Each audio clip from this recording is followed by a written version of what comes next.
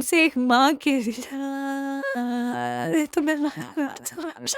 بکومات سے تمہیں میشر پنے بیاتی بہن سے اس طرح باتیں کرتے ہیں تو زیادہ بولو مت جاؤ زیادہ زیادہ یا سارا ڈرامہ خراب جتنے بھی میٹنگ میں جا نو السلام علیکم ناظرین، ڈرامہ سیریل کمار کے نیکسٹ ایپیسوڈ میں آپ دیکھیں گے کہ فائز اور حدیم کا نکاح ہو جاتا ہے۔ اس کے بعد جب فائز اور حدیم گھر جاتے ہیں، فائز کی والدہ فائز کو دیکھ کر بہت خوش ہو رہی ہوتی ہیں کہ لو میرا بیٹا آ گیا۔ جیسے ہی فائز کے ساتھ حدیم گاڑی سے اترتی ہے تو فائز کی والدہ اس سے پوچھتی ہیں کہ یہ لڑکی تمہارے ساتھ گاڑی سے کیوں اتر رہی ہے؟ فائز کہتا ہے کیونکہ یہ میری شریک حیات ہے۔ یہ سنتے ہی سب کے تو ہوش ہی اڑ جاتے ہیں۔ دوسری طرف ناصر کی والدہ اس سے پوچھتی ہیں کہ آخر تم نے یہ سب کیا کیا، تم بنا دلہن کے بارات واپس کیوں لے کر آ گئے؟ ناصر انہیں بتاتا ہے کہ حسنہ نے مجھے کہا تھا کہ اگر تم حریم کو ٹھکرا دو تو میں تم سے شادی کر لوں گی، کیونکہ ناصر کو تو لالچ پڑ گئی تھی گھر اور دکان کی، لیکن وہ کہتے ہیں نا کہ لالچ بری بلا ہے۔ دوسری طرف جب ناصر حسنہ کے گھر جاتا ہے تو حسنہ کہتی ہے کہ اتنی رات کو آپ آئے ہیں تو کون سے معاملہ ڈسکس کرنے رہ گئے ہیں ناصر بھائی؟ یہ سنتے ہی ناصر کے تو ہوش اڑ جاتے ہیں۔ اب ناصر افسوس کرے گا کہ آخر میں نے کیوں کیا حریم کے ساتھ ایسا، لیکن وہ چاہے بھی تو اب حریم کو دوبارہ سے حاصل نہیں کر سکے گا۔ دوسری طرف فائز کے والد غصے میں کہتے ہیں کہ اس گھر میں تمہارے لیے اب کوئی جگہ نہیں ہے، اور جب تم اس گھر سے جاؤ گے تو تم دیکھنا جو دنیا تمہارے ساتھ سلوک کرے گی پھر تمہیں اندازہ ہوگا، دفع ہو جاؤ یہاں سے۔ فائز کہتا ہے کہ ٹھیک ہے ڈیڈی، ہم یہاں سے چلے جاتے ہیں، آپ سمجھے گا کہ آپ کے فائز نام پر کوئی بیٹا ہی نہیں تھا۔ جیسے ہی فائز اور حریم جانے لگتے ہیں اسی ٹائم فائز کی والدہ بے ہوش ہونے کا ڈرامہ کرتی ہیں اور فائز گھر کے اندر آ جاتا ہے۔ حریم وہیں کھڑی رہ جاتی ہے۔ اسی ٹائم حمنہ کی والدہ حریم سے کہتی ہیں تم جب میری بیٹی کی برابری کرنے کی کوشش کر رہی ہو نا، وہ تمہیں بہت مہنگا پڑے گا، تم تو اس کے پاؤں میں پہنی ہوئی جوتی کے برابر تک نہیں ہو۔ اس کے بعد فائز آ کر حریم کو اندر لے جاتا ہے۔ فائز حریم سے کہتا ہے کہ حریم تمہارا میری زندگی میں آنا ایسا ہے جیسے خدا نے بے جان چیز کے اندر روح پھونک دی ہو۔ حریم کہتی ہے کہ دل جب اپنا راستہ منتخب کرتا ہے تو محبت ساری عمر سر جھکائے اس راہ کی منتظر ہو جاتی ہے۔